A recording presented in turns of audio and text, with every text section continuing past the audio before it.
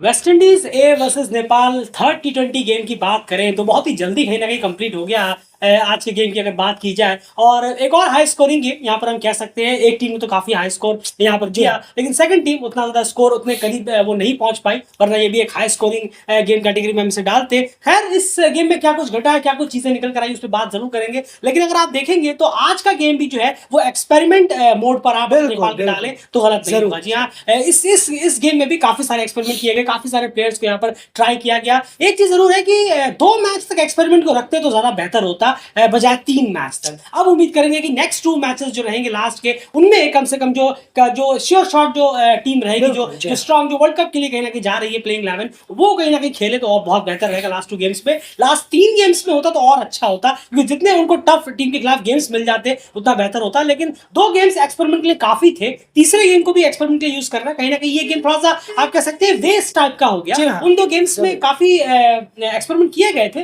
काफी प्लेयर्स को ट्राई किया गया था, उन्हें मौके भी दिए गए थे। लेकिन चलिए, इस गेम को भी एक्सपेरिमेंट के तौर पर लिया गया, लेकिन इस गेम को एक्सपेरिमेंट के अलावा भी खेला जा सकता था। खैर, अगर हम ये बात करें तो इस गेम में क्या कुछ घटा है उसके बारे में बात करें यार। लेकिन सबसे पहले यहाँ पर वेस्ट इंडीज ने टॉस जीतकर पहले बैटिंग की और उन्होंने स्कोर क्या लगाया, स्कोर कार्ड से शुरुआत करते हैं। जैसे हमने आपसे शुरू में ही कहा कि ये कंप्लीटली प्योरली ऊपर से ही दिखता था, जैसे ही प्लेइंग 11 अनाउंस हुआ कि बहुत ज्यादा एक्सपेरिमेंटल तौर पर नेपाल ने यूज किया। तो इतना डीप एनालिसिस में जाने की बजाय हम ये देखने की कोशिश करते हैं कि इस गेम से नेपाल को क्या कुछ गेन हुआ है। लेकिन शुरुआत करते हैं वेस्ट इंडीज के जो टॉप स्कोरर्स बैटिंग कार्ड के थ्रू। जरूर देखिए, पहले बल्लेबाजी की वेस्ट इंडीज ए ने और 227 रन का स्कोर उन्होंने लगाया 3 विकेट के नुकसान पर। 2 टॉप स्कोरर रहे उनके। सबसे पहले तो शतक वीर की बात करें, जॉनसन चार्ल्स, जो कि बहुत प्राइम प्लेयर है, बड़े प्लेयर भी हैं, काफी लीग्स खेल चुके हैं। वहीं बात करें आंद्रे फ्लेचर, जिन्होंने 53 रनों की इनिंग खेली, साथ ही में पार्टनरशिप भी बहुत जबरदस्त की जॉनसन चार्ल्स और आंद्रे फ्लेचर ने। तो कमाल की इनिंग रही है, छक्कों से चौकों से लेस रही दोनों के लिहाज से अगर हम देखें। वहीं पर फैबियन एलन ने बहुत तेज तरह 9 बॉलों में 19 रन किए। उसके बाद कीमो पॉल ने 7 गेंदों में 13 रन बनाए।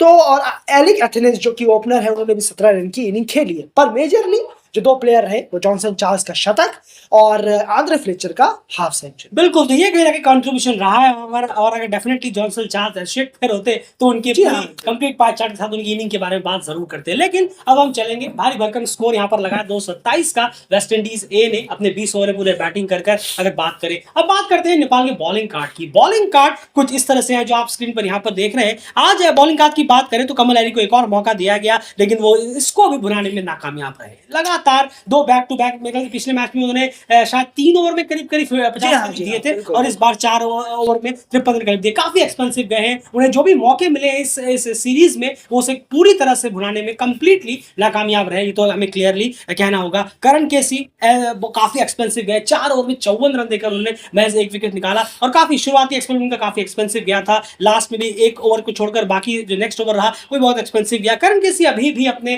रिदम में नजर नहीं आ रहे हैं। लगातार वो जो पेसर्स की बात करते हैं वो स्ट्रगल हमें क्लियरली देखने को मिल रहा है। मैच दर मैच नए पेसर्स आ रहे हैं, वो भी स्ट्रगल कर रहे हैं, जो पुराने पेसर्स हैं वो भी स्ट्रगल कर रहे हैं। नए पेसर्स को कुछ मैचेस बाद अगर हम देख रहे हैं तो भी वो स्ट्रगल कर रहे हैं। तो पेसर्स के साथ कहीं ना कहीं स्ट्रगल वो लगातार जारी है, चाहे नए को ला रहे हैं तो भी और पुराने इंक्लूजन हो तो भी। उसके बाद बात करें सागर डगल, वो भी आज कहीं ना कहीं एक्सपेंसिव गए, 4 ओवर में 41 रन। कुशल मल्ला 2 ओवर में 26 रन। गुलशन झा 4 ओवर में 24 और विवेक यादव ने 2 ओवर में 28 रन दिए। एंड गुलशन झा ने आज कहीं ना कहीं थोड़ी सी किफायती बॉलिंग कराई है, जहां पर सब काफी रन के लिए गए हैं। उन्होंने 4 ओवर में सिर्फ 6 की इकोनॉमी से रन खर्च। बिल्कुल अच्छी बॉलिंग उन्होंने कराई है और वो कभी कभार हमने देखा भी है, जब भी वो स्पेल में आते हैं तो कुछ डिलीवरीज, कुछ बॉलें, कुछ ओवर उन्होंने पिछले मैचों में भी कई कराई हैं। तो आज खासकर उन्होंने बहुत अच्छी बॉलिंग कराई अपने साथी बॉलरों से अगर हम देखेंगे। पर एक चीज जरूर है, जैसे कि अगर एक बात जरूर है कि जो एक्सपेरिमेंट यहाँ पर कर रहे हैं कमल हैरी, विवेक यादव से भी 2 ओवर कराए गए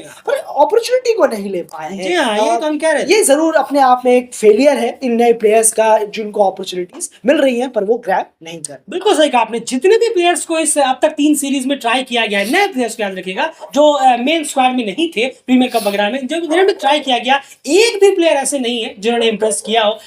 और आप ये याद रखिएगा, आप कोई बायलैटरल सीरीज के लिए इंप्रेस नहीं कर रहे हैं, T20 वर्ल्ड कप जैसे इवेंट के लिए आप इंप्रेस कर रहे हैं। और कोई भी माफ कीजिएगा, पर दीपेंद्र सिंह हैरी ने 4 ओवर भी नहीं डाले थे। जी हाँ। ये भी गौर करने वाली बात है। तो सोचिए कितना ज्यादा यहाँ एक्सपेरिमेंट के तौर पर ये मौके हाँ। दिए गए, ये एक देखने वाली बात बिल्कुल, है। ये आपने बहुत सही पॉइंट आउट किया। दीपेंद्र सिंह ने अपने ओवर भी यहाँ पर छोड़े जरूर। ताकि बॉलर्स को मौके मिल सके। जबकि उन्हें भी जरूरत है, जी वो हाँ। भी जितना ज्यादा बॉलिंग कराएंगे उतना उनके लिए बेहतर है, लेकिन फिर भी उन्होंने अपने 4 ओवर छोड़े। इतने अच्छे प्लेयर ने, इतने अच्छे एक ऑलराउंडर ने, जी हाँ। और फिर भी एक अपॉर्चुनिटी को बनाने में नाकाम जरूर रहे।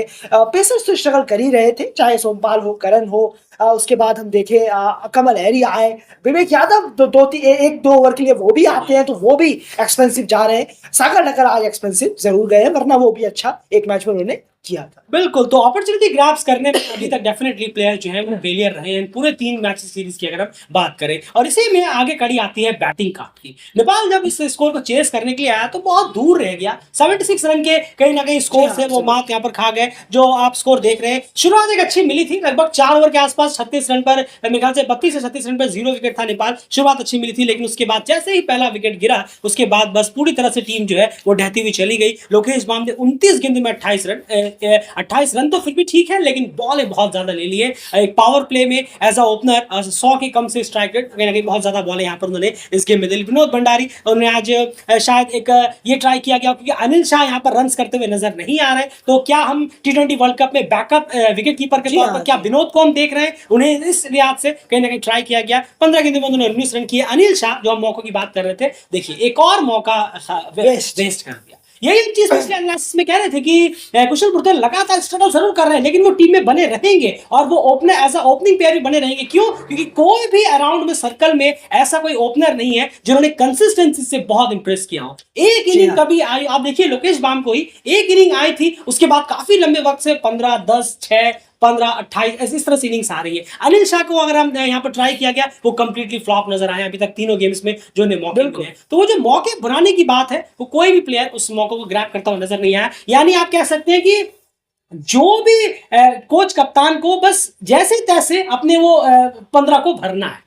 11-12 तो वो ऑलरेडी फिक्स ही है, वो आप भी जानते हैं 11-12 कौन से जाएंगे। वो जो 2-3 जिसके लिए वो ट्राई कर रहे थे, उसमें उन्हें फिर भी फुटल लगा, चलिए आप चलिए हमारे साथ, आप फिर भी ठीक है, चलिए हम आपको लेके चलते हैं। ऐसा इंप्रेस करके तो कोई नहीं जा रहा, वो क्लियर पता चल रहा है। ऐसे कोई बहुत इंप्रेस कर दिया हो किसी ने इन 3 मैचेस से कि हाँ रे आप तो डेफिनेटली जा रहे हैं, ऐसा किसी ने कुछ खास किया नहीं है। वो भरने के लिए 15 को जरूर यहाँ पर लिया जाएगा। उसके बाद आरिफ ने भी कंप्लीटली अपने दोनों मौके यहाँ पर गंवाए हैं। सिर्फ 3 रन, कुशल मल्ला 20 रन 11 गेंदों में। अच्छा मौका था आज, लेकिन आज कुशल मल्ला फिर भी इस मौके को डिसअपॉइंट पाए। ये फिर से डिसअपॉइंटिंग है। प्रीमियर कप के बाद यहाँ पर भी लगातार कुशल मल्ला डिसअपॉइंट करते हुए नजर आ रहे हैं। पहले गेम्स में 2 रनआउट्स का बहाना था, लेकिन आज तो वो भी नहीं था, लेकिन वहां पर भी एक इनिंग नहीं आए। फिर गुलशन झा 6 रन बनाकर आउट। विवेक यादव रनआउट हुए, लेकिन उन्होंने भी अपने मौकों को कंप्लीटली गंवाया है। इससे पहले भी मैचेस में दीपेंद्र सिंह एहरी भी रनआउट हुए। रनआउट्स बहुत देखने को मिले हैं इस बैलेट से। हम देखते नहीं है, लेकिन यहाँ काफी देखने को मिले। जरूर है, या तो आप ज्यादा तेज हो जा रहे हैं या ज्यादा स्लो हो जा रहे हैं। तो यही 2 चीजें होती है रनआउट में।